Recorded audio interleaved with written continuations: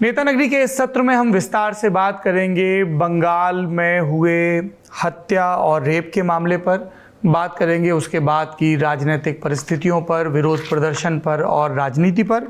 बातचीत के लिए हमारे साथ जुड़ रहे हैं तीन वरिष्ठ पत्रकार, इंडिया टुडे के कंसल्टिंग एडिटर जयंत घोषाल, वरिष्ठ पत्रकार सुबीर भौमिक और ऋतिक मंडल। सबसे पहले हम सुबीर भौमिक जी के पास चलते हैं। सुबीर दा, मेरा पहला सवाल आपसे यही है कि बंगाल में इस वक्त ये कितना बड़ा राजनीतिक मुद्दा है? टीवी डिबेट्स तक सीमित है या लोगों के घरों में डिस्कशन हो रहा है? सड़कों पर क्या स्थिति है और क्या ये ममता बनर्जी सरकार का जब से वो सत्ता में आई है तब से अब तक का सबसे लो पॉलिटिकल मोमेंट है?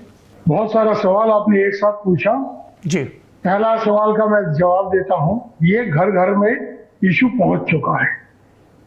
हमारे बीवी की एग्जाम्पल मैं देना चाहता हूं। बिल्कुल नॉन पॉलिटिकल है, कभी कोई पॉलिटिक्स में इनको दिलचस्पी नहीं है, कभी वोट डालने नहीं जाते हैं। बट जब औरतों ने ये बहुत बड़ा जुलूस निकाला और रिक्लेम द नाइट वाला जो प्रोग्राम था, इसमें जाकर शामिल हो, उनके साथ हमारे यहाँ के दूसरे औरत भी शामिल हुए जिन्होंने कभी ना पॉलिटिक्स किया है, न ही कोई जुलूस में या कहीं जाके कोई नारेबाजी में शामिल हुआ है। तो ये बाकायदा है कि ये जो मुद्दा है ये घरों तक पहुंच चुका है। खास तौर से औरतों में तो बहुत ज्यादा इम्पैक्ट हुआ है, दूसरे लोगों में भी हुआ है कि इस तरह का कैसे हो सकता है। एक मेडिकल कॉलेज के हॉस्पिटल में वहाँ के इंटर्न को मार दिया जाता है रेप करके, और उसको लेकर यहाँ वहाँ कभी ये टाल रहे हैं तो कभी वो टाल।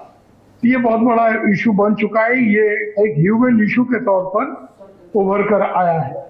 बाद में पॉलिटिशियंस इसमें आ गए हैं और उन्होंने अपना अपना खेल जो है वो शुरू किया है। जाहिर है पॉलिटिशियंस को जो करना है वो तो करेंगे, और जो विरोध में है ममता बनर्जी के, वो इसका फायदा उठाने का कोशिश करेंगे। अगर ममता बनर्जी विरोध में होती तो उन्होंने भी फायदा उठाया होता। और जो सत्ता में है वो डिफेंसिव में है। जाहिर है कि वो अपना पीठ बचाने की चक्कर में लगे हुए हैं और अलग अलग के स्ट्रेटेजीज दोनों तरफ से हमको देखने में आ। तीसरी बात जो सवाल आपने पूछा, ये सबसे लो पॉलिटिकल मोमेंट है या नहीं? लो पॉलिटिकल मोमेंट हम नहीं कहेंगे, पर बहुत बड़ा चैलेंज जरूर। चैलेंज किस चीज का है? क्रेडिबिलिटी का है। खास तौर से ममता बनर्जी जो यहाँ चुनाव जीतते आए हैं, भाजपा का बहुत यहाँ कोशिश के बावजूद बड़े आसानी से और बड़े मार्जिन से जो चुनाव जीतते आए हैं अब तक, तो इसमें एक बहुत बड़ा फैक्टर जो है ये महिलाओं का वोट है, जो कि उनके साथ अपने आप को आइडेंटिफाई करते हैं। कॉमन मैन जो वुमेन वो आइडेंटिफाई करते हैं, जो आम घर के महिला लोग हैं उनके साथ आइडेंटिफाई करते हैं। कहीं उस जगह पर एक बहुत बड़ा प्रश्न चिन्ह लगा है कि अगर इससे पहले भी दूसरे इश्यूज आए हैं ना, संदेश खाली वाला इशू को उछाला गया था, काफी हल्ला हुआ था चुनाव से पहले। बट ये मुद्दा जो है एकदम शहर के अंदर एक बड़ा अस्पताल में ये घटना हुआ है, तो इसका एक इम्पैक्ट बहुत जबरदस्त हुआ है। सरकार का क्रेडिबिलिटी पर प्रश्न चिन्ह जरूर लगा है। ममता बनर्जी के ऊपर भी ये आ गया है क्योंकि उनके सरकार में और उनके पार्टी में ये सबसे बड़े लीडर हैं, अनचैलेंज्ड लीडर हैं। तो ये लो मोमेंट हाई मोमेंट में जाना नहीं चाहता हूँ, बट बहुत बड़ा पॉलिटिकल चैलेंज है। उनको काफी कुछ प्रश्न का सामने उनको खड़ा होना पड़ रहा है। और ये चैलेंज कितना तगड़ा चैलेंज है, क्योंकि ये चैलेंज पीपुल्स जनता के अंदर जो उनका छवि है उसको लेकर सवाल उठा है। तो ये चैलेंज अपने आप में है। लो मोमेंट हाई मोमेंट में जाना नहीं चाहता हूँ, कंपेयर नहीं करना चाहता हूँ, बट बहुत बड़ा चैलेंज है।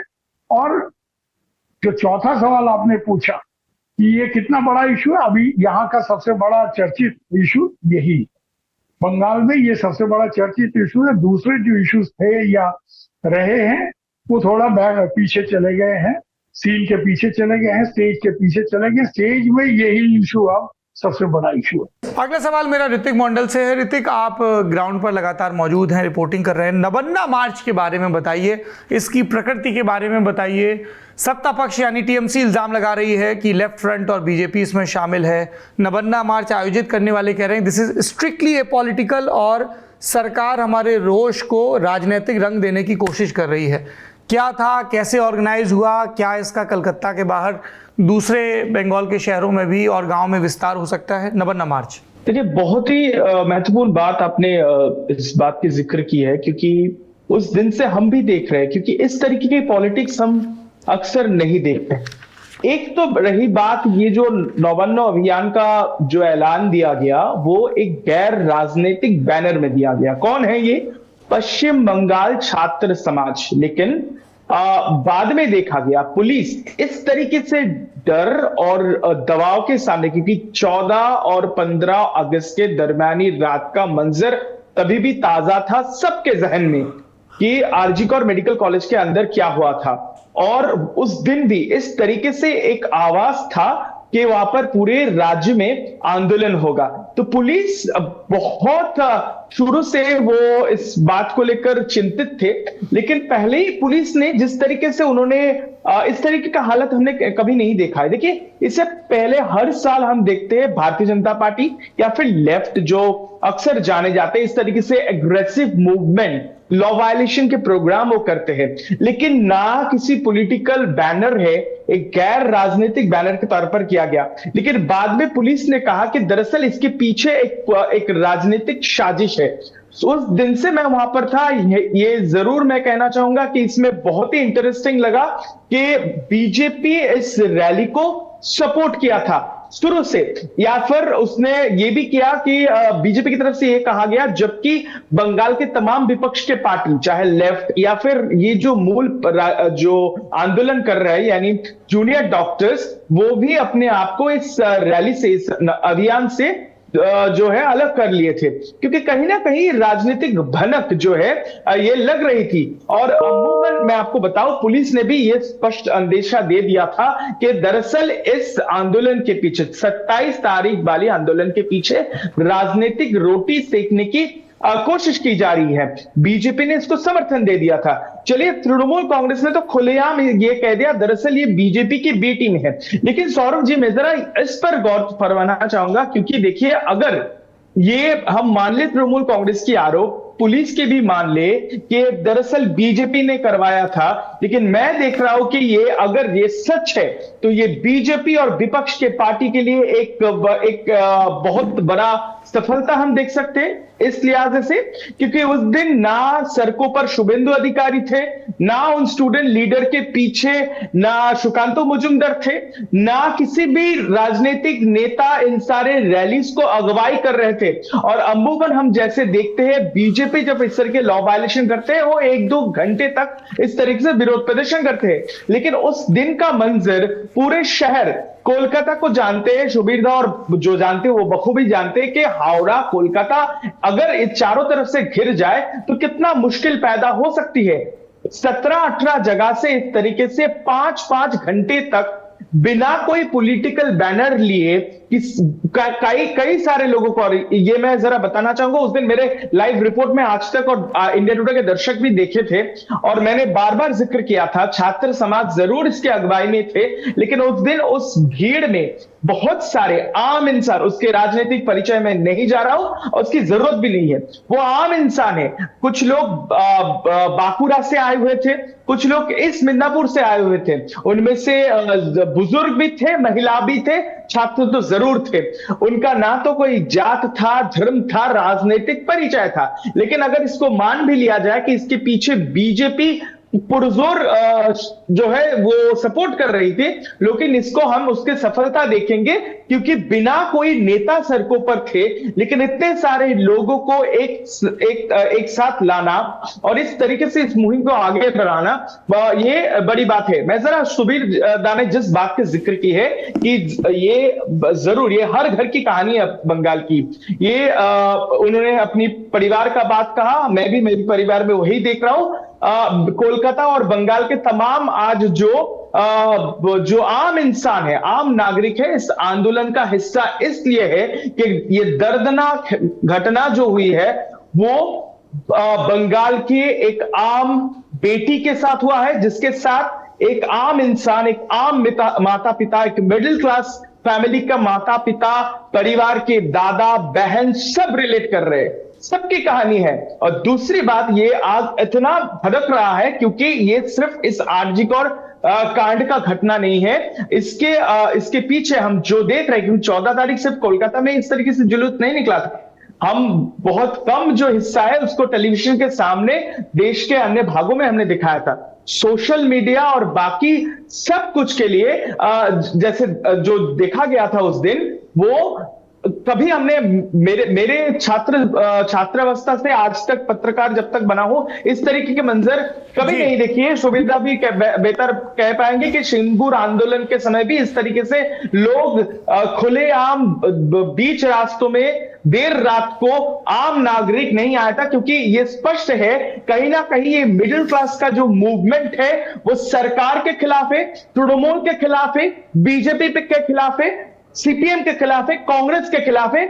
बस बहुत हो गया, ये है आम कहना। और इसी के कारण लोग इतना गुस्साए हुए थे, लेकिन वो बेहद शांतिपूर्ण तरीके से लोग अपना आंदोलन को सड़कों तक पहुंचा रहे हैं। ठीक है ऋतिक, मैं वापस आपके पास आऊंगा। सुबीर दा का रुख कर रहा हूं एक स्टेटमेंट के साथ। ये स्टेटमेंट तृणमूल कांग्रेस छात्र परिषद के स्थापना दिवस के मौके पर बंगाल की मुख्यमंत्री ममता बनर्जी ने दिया। वो कहती हैं, जो लोग सोच रहे हैं कि ये बांग्लादेश है, उनसे कहना चाहती हूं कि मैं बांग्लादेश का सम्मान करती हूं। वो भी इसी भाषा का इस्तेमाल करते हैं, अर्थात बांग्ला भाषा का, लेकिन बांग्लादेश एक अलग राष्ट्र है और भारत एक अलग देश है। मोदी जी, आप चाहते हैं कि वो आग बंगाल में फैले, तो फिर आपको ये समझ लेना चाहिए कि अगर आग बंगाल में लगेगी तो असम, नॉर्थ ईस्ट, उत्तर प्रदेश, बिहार, झारखंड, उड़ीसा और दिल्ली भी जलेंगे। इसके बाद इन राज्यों के, जिनमें से ज़्यादातर भाजपा शासित राज्य हैं, मुख्यमंत्रियों के बयान भी आए। लेकिन मैं जिस जगह ये बयान दिया गया उसका रुख करना चाहता हूँ। छात्र परिषद का कार्यक्रम, बंगाल की राजनीति में अलग अलग पॉलिटिकल पार्टीज़ की स्टूडेंट विंग का क्या रोल रहा है। नबन्ना मार्च का हम जिक्र कर रहे थे, लेफ्ट की हों, बीजेपी के हों, अखिल भारतीय विद्यार्थी परिषद है या युवा मोर्चा है, और वो किस तरीके से मोबिलाइज करने में हेल्प करते हैं, इसके बारे में जरा बताइए सुबीर जी। देखिए, यहाँ मैं आपको एक चीज आपको याद दिलाना चाहूंगा कि तृणमूल कांग्रेस जो है वो जिस तरह का पार्टी आज तक भी सीपीएम जैसा उनका किसान सभा का कोई संगठन तो है नहीं, पर छात्र संगठन उनके लिए बहुत अहमियत रखता है। ममता बनर्जी खुद छात्र राजनीति से उभर कर आई थी कांग्रेस के पॉलिटिक्स में।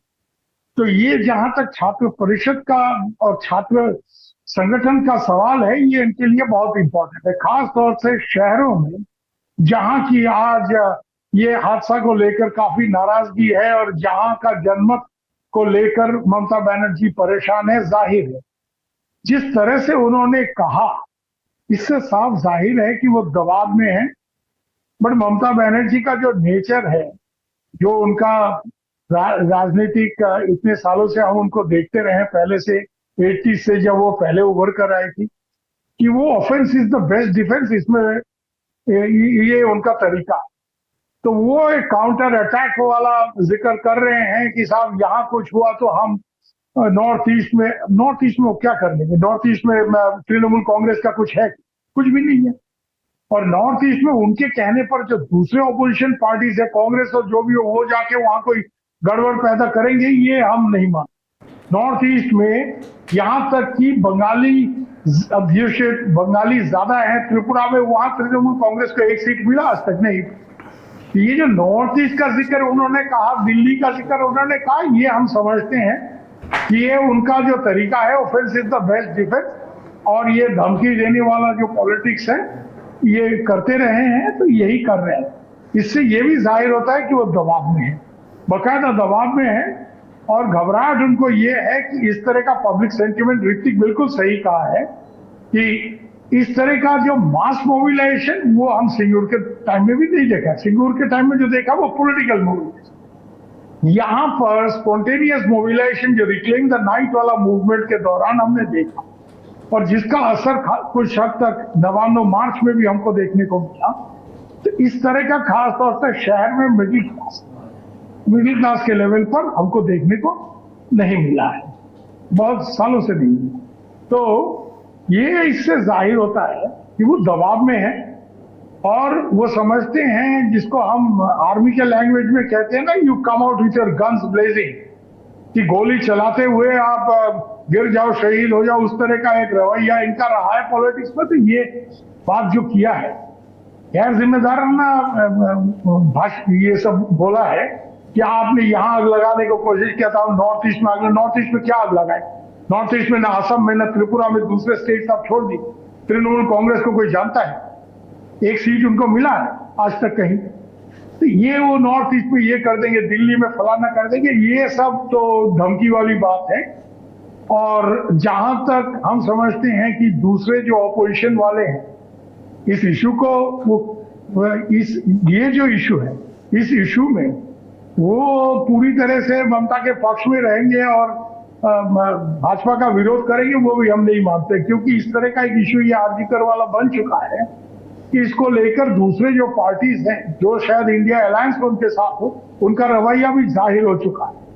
तो इसलिए ये कुछ हद तक अंडर प्रेशर इस तरह का जो टिप्पणी उनका, उसको हम मानेंगे कि ये अंडर प्रेशर उन्होंने कहा है और उनका जो तरीका है ये काउंटर अटैक वाला, इस तरह ये उसी का एक हम देखने को मिल रहा है। और ये सब जो वो वहां ये कर देंगे, नॉर्थ ईस्ट में कर देंगे, नॉर्थ ईस्ट में उनका कोई इंफ्लुएंस नहीं। त्रिपुरा जो जहाँ 75-80% बंगाली लोग हैं, हम त्रिपुरा के रहने, वहां तृणमूल ने क्या कर दिया? एक सीट मिला उनको? नहीं मिला। वहां भाजपा और लेफ्टिस्ट का लड़ाई हुआ पूरा। तो इसलिए ये सब जो कह रहे हैं ये अंडर प्रेशर कह रहे हैं।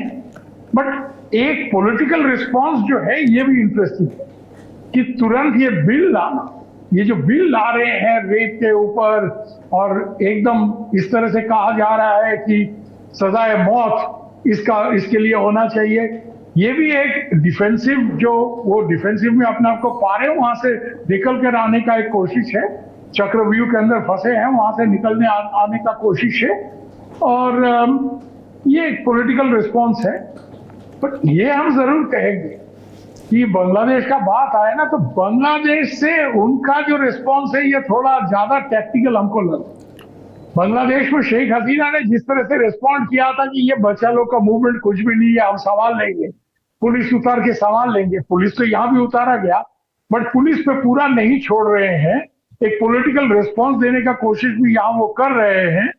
हाँ, बट कि हम ये बिल लाएंगे, वो बिल लाएंगे, और अपना छवि को भवाने का एक कोशिश यहाँ कर रहे हैं।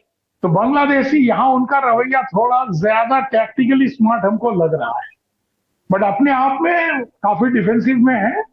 और पॉलिटिक्स जो हो रहा है वो आप सबको देखने को मिल रहा है, कौन क्या करेगा। अब ये कहना कि साहब इसमें क्या आग में घी डाला जा रहा है, तो ऑपोजिशन हर वक्त मछली शिकार करने में लगा रहता है। इस तरह का इशू मिलेगा, ममता बनर्जी ऑपोजिशन में रहेंगे तो वो भी इसका इस्तेमाल करने का कोशिश करेंगे, ये तो जाहिर है। शुक्रिया। अब जयंतो घोषाल जी के पास चलते हैं। जयंतो दा, ममता बनर्जी घिरी नज़र आ रही हैं लॉ एंड ऑर्डर और महिला सुरक्षा के मुद्दे पर। क्या खबरें आ रही हैं उनके खेमे से, किस तरह की तैयारी है? बयान तो हम देख ही रहे हैं, लेकिन नैरेटिव उनकी पकड़ से बाहर है अभी। नहीं, देखिए, पश्चिम बंगाल की जो हाल है वो कोई नहीं कहेगा कि ये अच्छी हालत है। और पश्चिम बंगाल में अभी anti incumbency is very strong, इसमें कोई संदेह नहीं है, it's a law of nature. और दो इशू अलग है। एक इशू है जो एक घिनौनी घटना, जो रेप एंड मर्डर एक साथ हुआ है, और हॉस्पिटल में, वो गवर्नमेंट हॉस्पिटल है, और सुपरवाइजर से लेके सब लोग अभी मतलब घेरे में हैं। CBI is investigating, supreme court has taken the case suo motu. सवाल है, एक तरफ आंदोलन, दूसरी तरफ न्याय। अभी जो बीजेपी कर रहे हैं, जैसे हमारे सुवीर भाई बोल रहे थे कि राजनीति में प्रतिपक्ष का काम ही है ये इशू को आगे ले जाना, तो इसमें तो कोई नई बात नहीं है। लेकिन पश्चिम बंगाल में आपको एक चीज सोचना, मतलब समझना बहुत जरूरी है कि इस बार जो हम देख रहे हैं, वी वांट जस्टिस, ये बहुत नेचुरल है, ऑर्गेनिक है, स्पॉन्टेनियस है। और इसमें मैं ये एपॉलिटिकल वर्ड यूज नहीं कर रहा हूं। Apolitical, everything is political, but party का प्रोग्राम नहीं था। अभी BJP has taken it is a party programme. और इसके बाद ममता बनर्जी का रेजिग्नेशन डिमांड कर रहे हैं। तो ममता बनर्जी रिजाइन करके भाग जाएंगे लाइक शेख हसीना, ये अगर कोई सोचेगा तो वो तो गलत है। लेकिन चुनाव में ही आपको आना पड़ेगा, और नहीं तो 356। अगर आप 356 नहीं करेंगे या 356 में आपको लगे कि वो विक्टिम स्टेटस ममता को मिल जाएंगे, तो आपको चुनाव में जाना पड़ेगा। अभी बहुत 1 महीने में अभी बाकी है 6 बाई इलेक्शन। उसके बाद ममता बनर्जी ने अनाउंस कर दिया है कि चुनाव स्टूडेंट लेवल में, क्योंकि ये छात्र समाज का नवान्न अभियान था बीजेपी का, तो इसीलिए बीजेपी सपोर्टेड जो व्हाट एवर इट इज। तो ये अभी छात्र समाज का भी चुनाव आ जाएगा, उसमें एबीवीपी है ही नहीं पश्चिम बंगाल में। तो अभी फिर से ममता बनर्जी और अभिषेक बनर्जी के साथ जो डिफरेंसेस ऑफ ओपिनियन का स्टोरी और वो दिखाई नहीं दे रहा था, now in this crisis Abhishek is back, और अभी दोनों मिलके मीटिंग करके एक जॉइंट काउंटर मतलब जो ऑफेंसिव स्ट्रेटेजी वो बना रहे हैं। तो ममता बनर्जी को भी पॉलिटिकली क्राइसिस में मतलब वो भागेंगे नहीं, लेकिन it is true that she is under fire. It is true that she is मतलब opposition can challenge this situation. इसको पॉलिटिकली कितना यूटिलाइज करके सत्य पे आना, ये जो मकसद है बीजेपी का, वो कितना पूरा होगा। लॉ ऑफ नेचर जो एसेंड करते हैं वो तो डिसेंडिंग होता ही है, लेकिन वो अभी 2026 में चुनाव है, क्या 2026 में इसका मतलब ममता इज गोइंग, मुझे उसमें मेरा संदेह है। क्योंकि बीजेपी का जो मास सपोर्ट त्रिपुरा का अलग है, सुबीर जो बोल रहे थे, त्रिपुरा इज डिफरेंट। मणिपुर में तृणमूल नहीं है, वो ऑल इंडिया जो आग वाग वो तो रेटोरिक्स है। वो तो शुभेंदु अधिकारी ने भी बोला था कि गोली चलेगा, तो इसका मतलब थोड़ी है कि वो खुद रिवॉल्वर लेके गोली चलाना शुरू कर देगा अगर ममता बनर्जी रिजाइन नहीं करेंगे। लेकिन बोले तो है, वो तो वीडियो टेप में बोल रहे हैं। तो बीजेपी का मंडल प्रधान कि 2-4 लाश गिराना जरूरी है, नहीं तो ये आंदोलन सफल नहीं होता है बंगाल में। तो ये हिंसा it's a very important thing to get victory in Bengal. वो मध्य प्रदेश या उत्तर प्रदेश में ये सोच नहीं सकते हैं, लेकिन पश्चिम बंगाल में ये एक पासवर्ड ऑफ इलेक्टोरल विक्ट्री, ये दुखद घटना है। लेकिन Mamata Banerjee is quite street smart to counter this, और ये आपको मानना पड़ेगा। बाम राम बोले हैं ममता, लेकिन left didn't participate in this नवान्न अभियान। Junior doctors didn't participate in this movement. कह रहे हैं वो बीजेपी पॉलिटिकल पार्टी का मूवमेंट करके एक स्पॉन्टेनियस ऑर्गेनिक जो मास पार्टिसिपेशन, उसमें एक, because West Bengal is highly politically polarised. जैसे बीजेपी के पक्ष में समर्थन है, वैसे टीएमसी का भी मास बेस, खासकर रूरल, ये हम जो देख रहे हैं इसे मोस्टली कैलकाटा सेंट्रिक अर्बन। तो आपको एक राज्य जय करने के लिए भाजपा को मुझे लगता है और ज्यादा समय, और एक leader who is a symbol to oust Mamata, ऐसे बीजेपी में अभी भी नहीं है। नरेंद्र मोदी जी और अमित शाह का ही ब्रांड, उसी को यूज कर रहे हैं। लेकिन पश्चिम बंगाल में ज्योति बासु को हटाने के लिए Mamata Banerjee was a singular एक वॉइस और सिंबल था। उस समय भी रेप को इशू को ममता यूज करते थे, और उस समय भी राइटर्स अभियान होता था नवन्नों के जगह। लेकिन उसका जो पॉलिटिकल डिविडेंड ममता को मिला है, अभी BJP is copying Mamata Banerjee style of functioning as opposition. लेकिन बीजेपी में एक ममता बनर्जी का जरूरत है। There is no Mamata in the opposition. अभी बहुत सारे लीडर है, दे आर मेहनत कर रहे हैं, शुभेंदु, सुकांतो, दिलीप घोष, लेकिन डिफरेंस ऑफ ओपिनियन बहुत है। लकेट चैटर्जी, अग्निमित्रा, आज महिला ब्रिगेड खोल दिया। तो इसमें एक डायरेक्शन, एक सिंगलनेस ऑफ पर्पस और डिस्ट्रिक्ट वाइज ऑर्गेनाइजेशनल कैपेबिलिटी अभी भी भाजपा के लिए बहुत दूर जाना है। तो इसीलिए मुझे लगता है भाजपा जो कर रहे हैं वो बढ़ाने के लिए कर रहे हैं, क्योंकि भाजपा इज बेनिफिशियरी। भाजपा 0 था, आज 77 शायद एमएलए है, एक राज्यसभा एमपी भेज दिया, अभी पश्चिम बंगाल में मेन प्रतिपक्ष बन गया, कांग्रेस लेफ्ट फिनिश हो गया। तो ये इसमें BJP is a beneficiary. BJP इसको और ज्यादा आगे बढ़ाना चाहते हैं, लेकिन डबल प्रमोशन लेके +5 से एकदम +7-8 में चले जाना इतना आसान नहीं है। तो इसीलिए और ज्यादा स्ट्रैटेजी, और सिर्फ मोदी जी का और अमित शाह जी के भरोसे पे या राष्ट्रपति शासन हो जाएगा और हम लोग गवर्नर रूल में आ जाएगा पावर में, ये ट्रे में सजा के आपको मोदी जी दे देंगे और आप शुभेंदु अधिकारी और दिलीप मजुमदार वो ट्रे में सजा के वो प्रसाद ले लेंगे, ऐसे नहीं होगा। ममता जो मेहनत किए थे, रादर उस समय कांग्रेस हाईकमांड सपोर्ट नहीं किए थे। अभी तो बीजेपी का सेंट्रल लीडरशिप का सपोर्ट मिल रहा है स्टेट बीजेपी को। उस समय तो नरसिम्हा राव से लेके मतलब प्रणब मुखर्जी तक सब तो सीपीएम को साथ दोस्ती करके रखा था। तो Mamata Banerjee fought not only against CPM, she fought against the Congress high command also. तो इसीलिए मुझे लगता है कि व्हाट बीजेपी इज डूइंग, वो बीजेपी का काम कर रहे हैं, लेकिन इतना आसान भी नहीं है। ये जो घटना है इसमें रेपिस्ट को सजा होना जरूरी है और इसमें जस्टिस लोग चाह रहे हैं और वो जस्टिस सुप्रीम कोर्ट और सीबीआई ये लोग कर रहे हैं। जस्टिस अब जो आंदोलन देख रहे हैं आज ये फोटो में, ये आंदोलन के डिमांड कौन किसके पास डिमांड कर रहा है? Mamata Banerjee can not punish the rapist today. अभी तो ये सीबीआई का कोई कंक्लूजन नहीं आया, लेकिन हम पॉलिटिकली एक शो देख रहे हैं, एक ओपेरा देख रहे हैं और हम उसके आधार पर बोल रहा हूं। मैं आप दोनों वरिष्ठों से ये जानना चाहता हूं कि क्या ग्राउंड पर किसी भी किस्म का टैक्टिकल अलायंस दिख रहा है लेफ्ट फ्रंट और बीजेपी के बीच में, क्योंकि दोनों का joint political enemy Mamata Banerjee और टीएमसी है। देखिए, ये जो left and BJP they are combined, ये कैंपेन तृणमूल कर रहे हैं, राम बाम। लेकिन जो ग्राउंड जीरो में मैं उस दिन देखा था नवान्न अभियान के समय, left didn't participate. Even Brinda Karat issued a statement कि BJP is trying to hijack the political benefit, political dividend, वो हाईजैक करना चाहते हैं। और सीपीएम को लग रहा है कि political culture of the Bengal जो होता है ना, कि वो जो आईपीटीए के समय से जो cultural front, song, music, civil society, ये बीजेपी से ज्यादा लेफ्ट को ज्यादा मतलब नेचुरल कॉन्स्टिट्यूएंसी, नेचुरल क्लाइंटेल, जो बीजेपी का जय श्री राम और अयोध्या राम मंदिर हिंदुत्व के साथ वो नहीं चलता है, वो जादवपुर यूनिवर्सिटी का जो लेफ्ट कल्चर। तो इसीलिए लेफ्ट अभी थोड़ा बीजेपी से दूर होके अलग से इस मूवमेंट में अपना जो स्पेस है, जो कंप्लीटली गन, उसको रिवाइव करने में ज्यादा जुटे हैं rather than going with the BJP.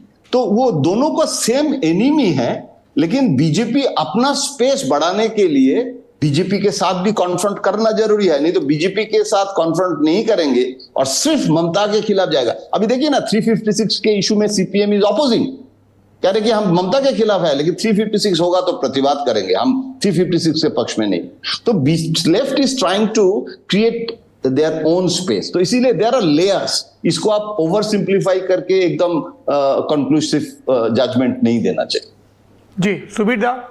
मैं जयंत के साथ सहमत हूं कि लेफ्ट का अपना पॉलिटिक्स है और लेफ्ट नेशनल लेवल पे बीजेपी को ज्यादा बड़ा दुश्मन मानता है, ताकि ममता के साथ उनका टक्कर जो है बंगाल तक सीमित है, क्योंकि ममता एक क्षेत्रीय दल है आज के तारीख में भी। हालांकि नाम के आगे ऑल इंडिया तृणमूल कांग्रेस है, बट ऑल इंडिया कहाँ, बंगाली पार्टी है, बंगाल में है, घोष बनर्जी मुखर्जी का पार्टी है।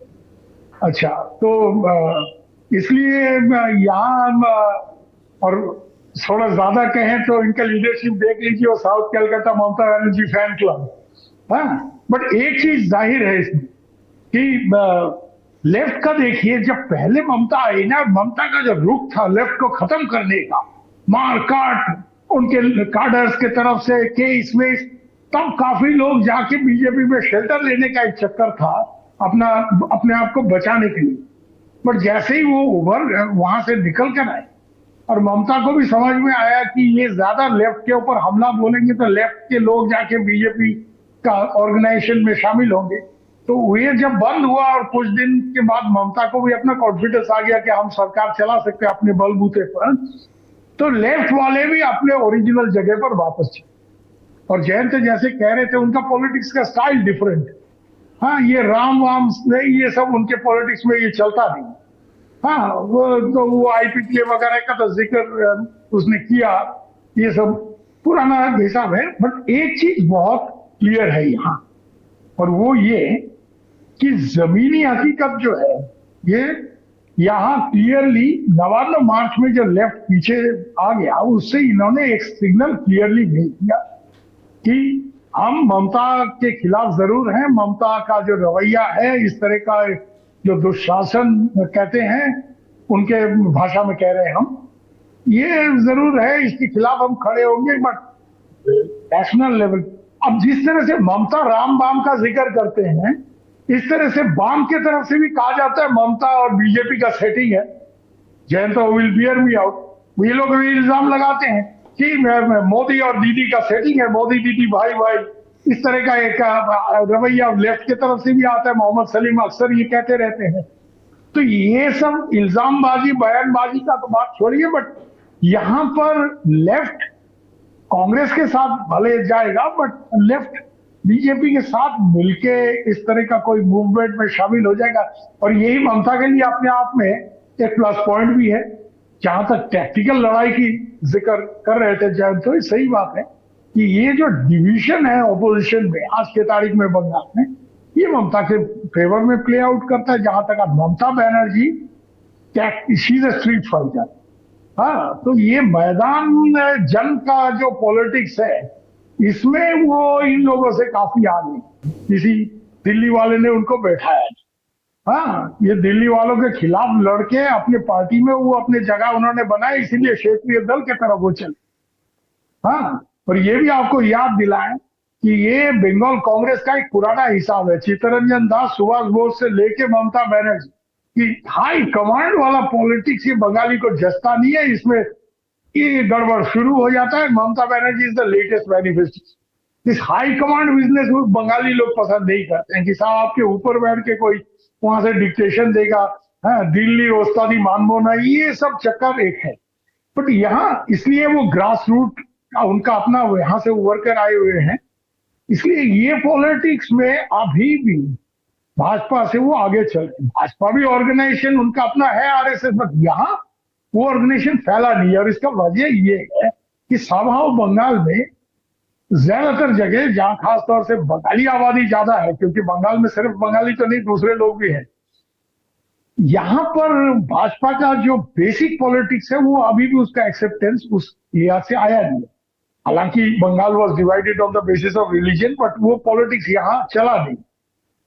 तो इसलिए हम ये मानते हैं कि जहां तक ये पॉलिटिकली, मैं जयंत के साथ सहमत हूं कि साहब आंदोलन चाहिए, क्राई फॉर जस्टिस, घर का लड़की है, हम नहीं चाहते हमारा बहन को ऐसा हो जाए।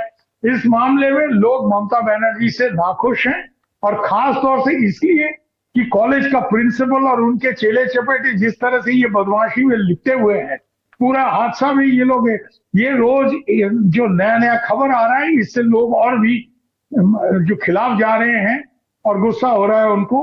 पब्लिक एंगर जाहिर है, इसमें कोई शक नहीं, बट इसको पॉलिटिकली आज के तारीख में ये बीजेपी को फायदा हो जाएगा, कल परसों वो तक के तौर पर बैठ जाएंगे, ये समझना बहुत, ये ठीक नहीं, ये नहीं होगा।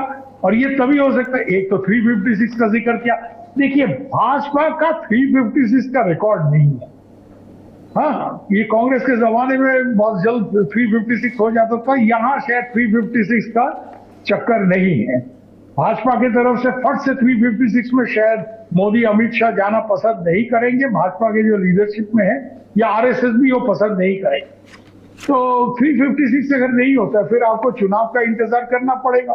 चुनाव काफी देर है, तब तक तो गंगा में पद्मा में बहुत पानी बह जाएगा, तब जी तक बिल्कुल इंतजार करें। इन सब बातों का जिक्र हो रहा है दो वजहों से, क्योंकि 28 अगस्त को देश की राष्ट्रपति महामहिम द्रौपदी मुर्मू का पीटीआई भाषा के लिए एक विशेष लेख में बयान आया कि महिलाओं के खिलाफ होने वाले अपराधों के लिए कुछ लोगों द्वारा महिलाओं को वस्तु के रूप में देखने की मानसिकता जिम्मेदार है, और आक्रोश जाहिर किया। उन्होंने कहा इस पर अंकुश लगाया जाए।